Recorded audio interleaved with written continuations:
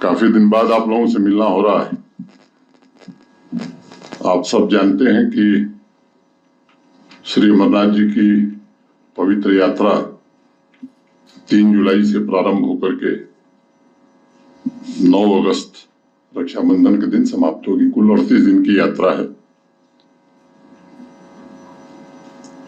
आप इस बात के भी गवाह हैं कि पिछले 3-4 वर्षों में यात्रा में श्रद्धालुओं की सुविधाओं की दृष्टि से निरंतर श्राइन बोर्ड ने, जम्मू कश्मीर प्रशासन ने प्रयास करके सुविधाओं का काफी विस्तार किया है।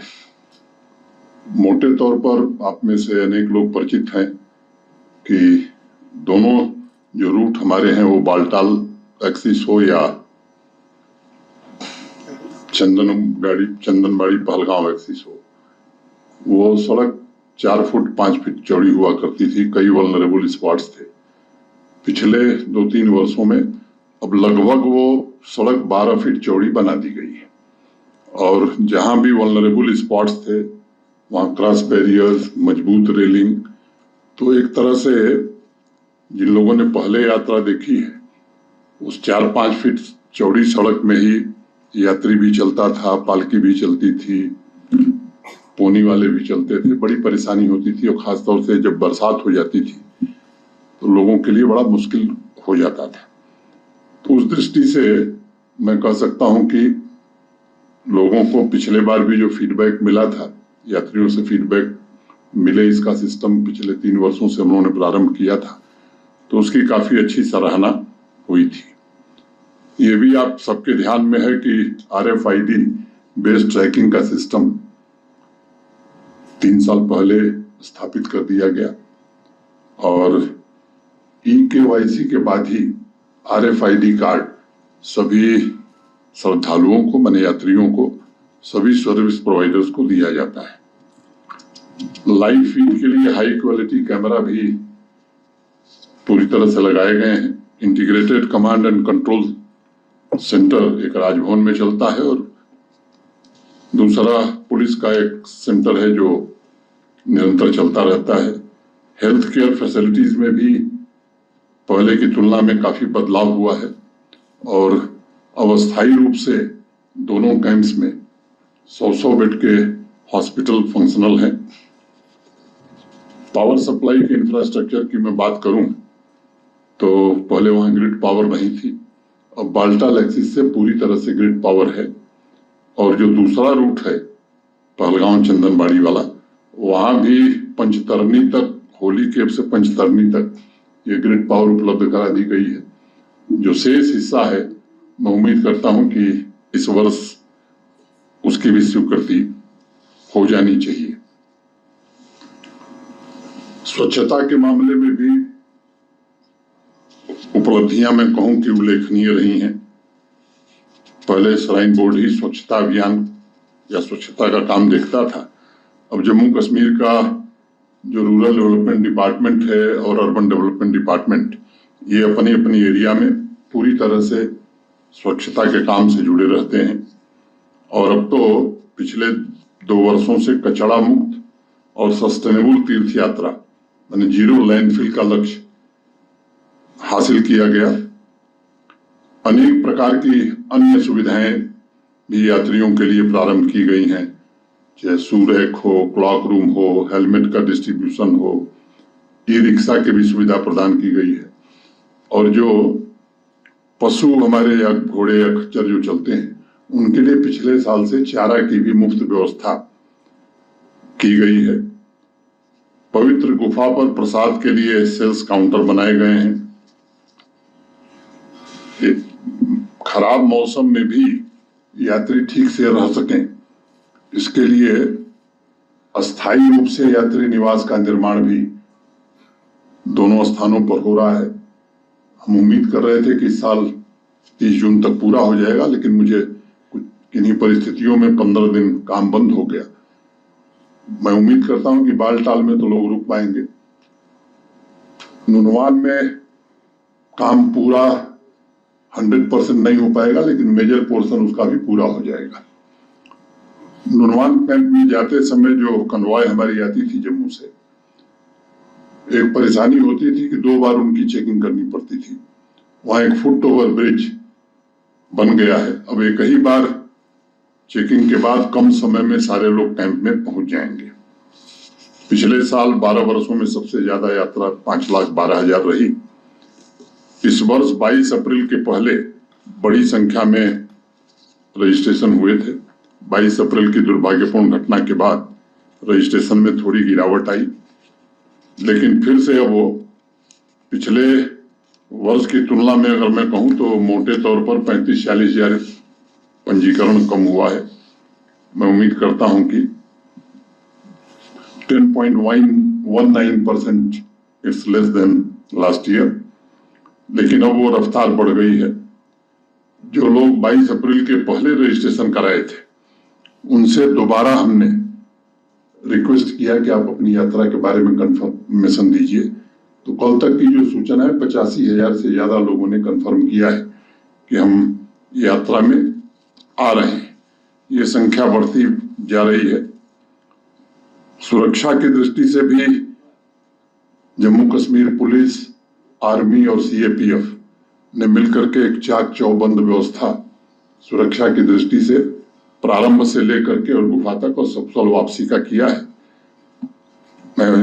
चाहे वो एरिया डोमिनेशन हो, एमआरटीज की संख्या हो, 3 टियर सिक्योरिटी बेस कैंप में लगाई गई हो, या डिप्लॉयमेंट का जहां तक सवाल है तो जेके पुलिस के भी ऑफिसर्स पहले की तुलना में ज्यादा डिप्लॉय हुए हैं।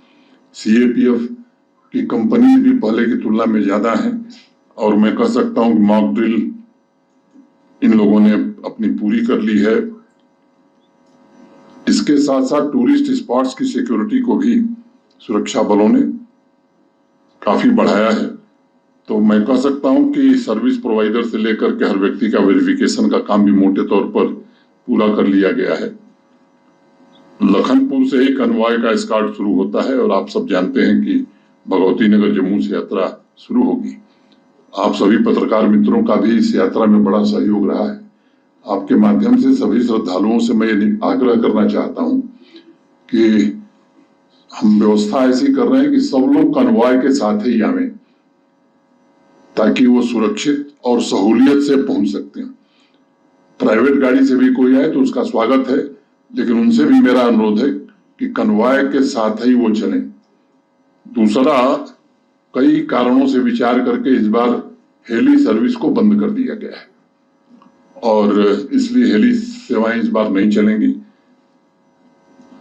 कई नए इनिशिएटिव भी लिए गए हैं जिसके बारे में आप जब पूछेंगे तो मैं बताऊंगा, लेकिन यात्रियों का इंश्योरेंस हो या पोनी वालों का, पिट्ठू वालों का इंश्योरेंस हो, ये सब श्राइन बोर्ड और प्रशासन मिलकर कराता है।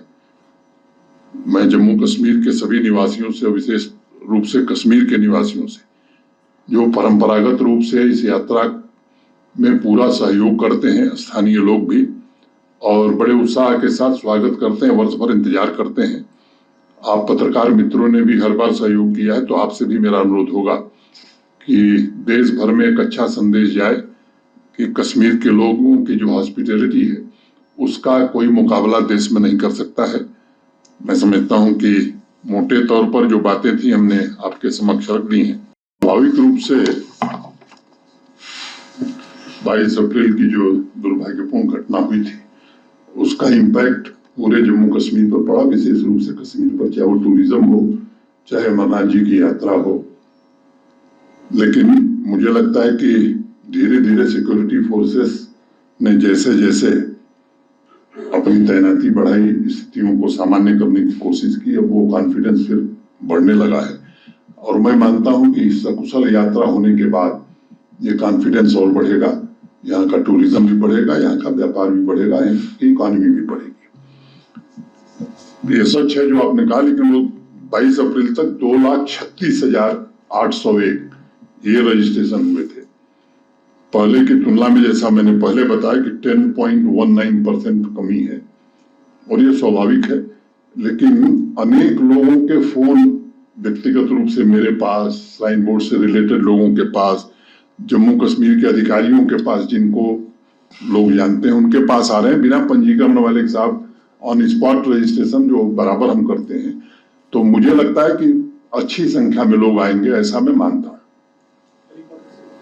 हाँ, हेलीकॉप्टर कई चीजों को ध्यान में रखते हुए अभी कई जगह दुर्घटनाएं हो गई, सुरक्षा भी एक महत्वपूर्ण कारण है, तो ये सोच समझ करके फैसला लिया गया है। और मुझे लगता है कि पूरी यात्रा को अगर आप देखेंगे तो लगभग 8% लोग ही हेलीकॉप्टर से जाते रहेंगे, तो इसलिए यात्रा पर बहुत विशेष फर्क पड़ेगा, मैं ऐसा नहीं मानता। अगला प्रश्न। मैंने पहले ही कहा था कि मैं यात्रा से संबंधित सवाल ही लेना पसंद करूंगा, तो जो आपके क्वेश्चन का पोर्शन यात्रा से संबंधित है उसी का उत्तर दूंगा। बाकी का किसी दिन प्रेस कॉन्फ्रेंस करते हैं और खुला खेल फरुखाबादी हो जाएगा, जो सवाल पूछिएगा उसका जवाब देंगे, ठीक है। तो सुरक्षा की स्थिति को आज छोड़ दीजिए, मैं इतना आश्वस्त आपको करना चाहता हूं कि यात्रा की दृष्टि से या टूरिज्म की दृष्टि से बहुत चाक चौबंद व्यवस्था की गई है। और यहाँ मेरे स्तर से लेकर के भारत सरकार के गृह मंत्रालय के स्तर पर अनेक बैठकें करके जितनी अच्छी व्यवस्था हो सकती है वो की गई। और अमरनाथ जी यात्रा के श्रद्धालुओं के लिए नहीं बल्कि कॉमन मैन के लिए और टूरिस्ट के लिए भी सुरक्षा के इंतजाम हो, इसीलिए फेज वाइज हमने उस दिन कहा था कुछ स्थान हमने खोले हैं, फेज वाइज फिर बाकी जो स्थान है धीरे धीरे क्रमशः आने वाले दिनों में उन्हें भी खोले जाएंगे। प्लीज आप एक ही क्वेश्चन पूछ कब होगी। दूसरा जो हेलीकॉप्टर सर्विस है इसमें रेगुलर क्लास हमारे क्वेश्चन में जवाब तो मैं दे चुका हूँ हेलीकॉप्टर वाले, इसलिए उसे रिपीट करने की जरूरत नहीं है। दूसरा जो सवाल है आपका, मैं केवल आपको ये कहना चाहता हूँ कि अभी आज हम लोग 26 तारीख है, यात्रा 3 से शुरू होने वाली, तो ट्रैफिक एडवाइजरी, टूरिस्ट एडवाइजरी, ये सारा प्रशासन पहले जैसे जारी करता रहा है वैसे ही जारी कर देगा। इस बार आप लोगों से मिलने का कार्यक्रम थोड़ा मैंने पहले बना लिया है, मुझे लगता है मैं चाहता था कि बढ़िया चाय पहले ही पिला दूं ताकि पूरी यात्रा भर आप लोग ठीक रहें। अगला क्वेश्चन प्लीज। जैसा मैंने पहले बताया कि जो हमारी टीम्स की संख्या है उसको हमने ऑलरेडी पहले से बढ़ा लिया है, और क्लाउड बर्स्ट का जो असर हुआ था वहाँ irrigation and flood control department ने पिछले 2 वर्षों में काफी काम किया है। मैं समझता हूँ कि मौसम विज्ञानी भी अब प्रेडिक्शन पहले की तुलना में काफी अच्छा दे रहे हैं, इसलिए इन सब बातों को इसमें इनबिल्ड किया गया है यात्रा की तैयारियों में, और बाबा अमरनाथ की कृपा से इस तरह की कोई दिक्कत आने वाली नहीं होगी। इसमें जस्ट ऐड कर दें कि जो वल्नरेबल जोन्स की मैपिंग की गई है दोनों डिप्टी कमिश्नर्स द्वारा, और टेंट पिचिंग और जितने भी वहाँ लंगर्स उनकी पिचिंग है या सिक्योरिटी फोर्सेस के जो टेंट्स की पिचिंग है, that is allowed only in the non vulnerable zones. Vulnerable zones जिनमें पहले टेंट्स की पिचिंग होती थी, जो एक कारण बना था उस टाइम आपदा का, वो टोटली उसको खत्म किया गया है। और पिछले 2 यात्राओं से लगातार इसको एनफोर्स करके इंश्योर किया गया है कि सिर्फ नॉन वल्नरेबल जोन्स में ही टेंट्स पिच हों, और ताकि यात्री और जो वहाँ सर्विस प्रोवाइडर्स हैं वो सेफ रहें। Sir, Zenith from Republic TV. Sir, what the government is doing? अनेक प्रयास हुए हैं और मुझे लगता है कि आप प्रयासों से परिचित हैं अच्छी तरीके से।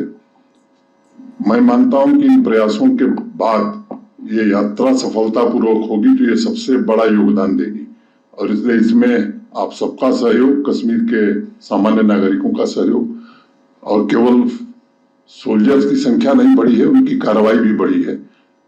मैंने कहा कि इसकी चर्चा मैं अगली वार्ता में करूंगा, इसलिए उसको यहीं छोड़ता हूं। आश्वस्त रहिए, सुरक्षा की दृष्टि से मुकम्मल और माकूल इंतजाम है। मैंने पहले ही बता दिया है कि पूरे रूट पर सुरक्षा के माकूल इंतजाम है, और सुरक्षा के इंतजामात का विवरण प्रेस और मीडिया में शेयर करना मुझे लगता है कि उचित नहीं है। मैं बहुत जोर दे करके और जिम्मेदारी से बात कह रहा हूं कि जो भी खतरे हो सकते हैं, इन सब संभावित खतरों को देखते हुए सुरक्षा के माकूल और मुकम्मल इंतजाम किए गए हैं, और आप आश्वस्त रहिए। किसी और का कोई प्रश्न है? बस इस बार भी रहेगा।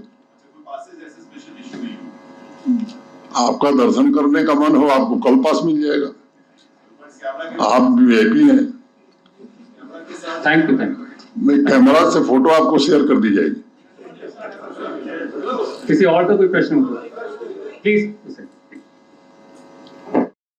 for asking this question. कोई नहीं मैम, मैं इसका जवाब दूंगा। Thank you, sir. क्योंकि मुहर्रम के जुलूस पिछले वर्ष तक जिन रूट्स पर और जिस तरह से निकलते थे, इस वर्ष भी वो रूट और वो जुलूस निकलेंगे। मैंने जवाब दे दिया। Please out of turn question. मैंने मोटरेबल है, लेकिन विशेष परिस्थितियों में रेस्क्यू के लिए, मेडिकल इमरजेंसी के लिए उसका इस्तेमाल करेंगे। यात्री जैसे पहले जाते थे वैसे ही जाएंगे।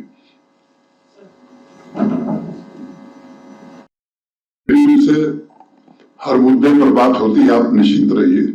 मुझे कुछ कहना होगा तो सीधे मैं उनसे बात करूंगा, आपकी जरूरत मुझे नहीं पड़ेगी। ठीक है, थैंक यू। थैंक यू और थैंक यू। एक बात मैं फिर जोर दे करके आप लोगों से कहना चाहता हूं कि सभी श्रद्धालुओं से विशेष रूप से आग्रह है कि भगवती नगर से जब कन्वॉय चले तो प्राइवेट व्हीकल्स वाले लोग भी उसी कन्वॉय के साथ आवें। ये उनके लिए भी उचित है और ट्रैफिक एडवाइजरी की दृष्टि से भी उनको सुविधा भी होगी, सहूलियत भी होगी, समय से पहुंच जाएंगे। तो मैं आप सब लोगों का आभारी हूं। प्लीज और एक मिनट जरा एक शेर इन लोगों को सुना दूं। गोपाल दास नीरज की शेर में बड़ा मेहनत से खोजा। अब तो मजहब कोई ऐसा भी चलाया जाए जिसमें इंसान को इंसान बनाया जाए, जिसकी खुशबू से महक जाए पड़ोसी का भी घर, फूल इस किस्म का हर सिमत खिलाया जाए। आग बहती है यहाँ गंगा में, झेलम में भी, कोई बतलाए कहाँ जाके नहाया जाए। प्यार का खून हुआ क्यों ये समझने के लिए, हर अंधेरे को उजाले में बुलाया जाए। मेरे दुख दर्द का तुझ पर हो असर कुछ ऐसा, मैं रहूं भूखा तो तुझसे भी न खाया जाए। जिस्म दो हो के भी दिल एक हो अपने ऐसे, मेरा आंसू तेरी पलकों से उठाया जाए, मेरा आंसू तेरी पलकों से उठाया जाए। Thank you.